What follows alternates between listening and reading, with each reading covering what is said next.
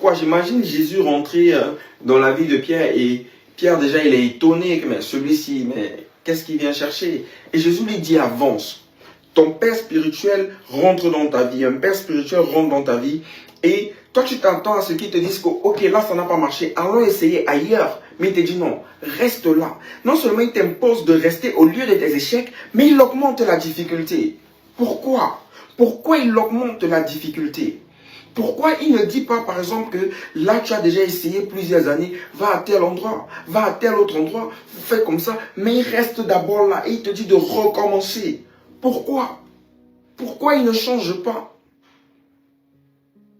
Et je reprécise, je recadre mon propos, je m'adresse à ceux qui veulent régner. Ceux qui veulent établir le règne de Dieu. Parce que c'est un objectif que de bouche tout le monde dira qu'il l'a.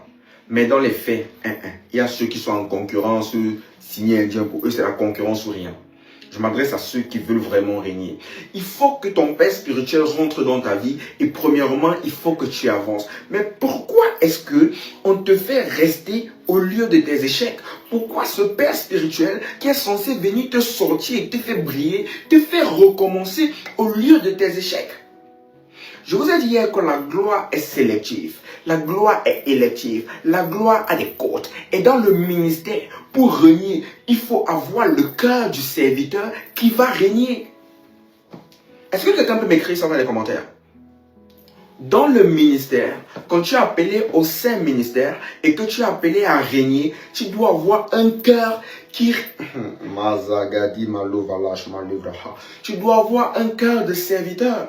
Tu dois avoir un cœur de berger. Tu dois avoir un cœur qui te permet de comprendre les gens. Parce que tu ne peux pas servir les gens sans comprendre les gens. Tu ne peux pas servir les gens sans être ému de compassion pour les gens. Tu ne peux pas servir les gens sans brisement. C'est pour ça que lorsque Jésus rentre dans la vie de Pierre, il dit à Pierre avance. Parce que le fait d'avancer va briser les forteresses mentales de réussite que tu avais. Le fait d'avancer, de changer de niveau, vont déconstruire ta personne, vont déconstruire tes succès, vont déconstruire ton orgueil, va déconstruire ta fierté. Le fait d'avancer, c'est passer par un processus de brisement. C'est pour ça qu'il dit à Pierre, avance, avance, changeons de niveau, avance. Si tu n'avances pas, tu auras les mêmes résultats.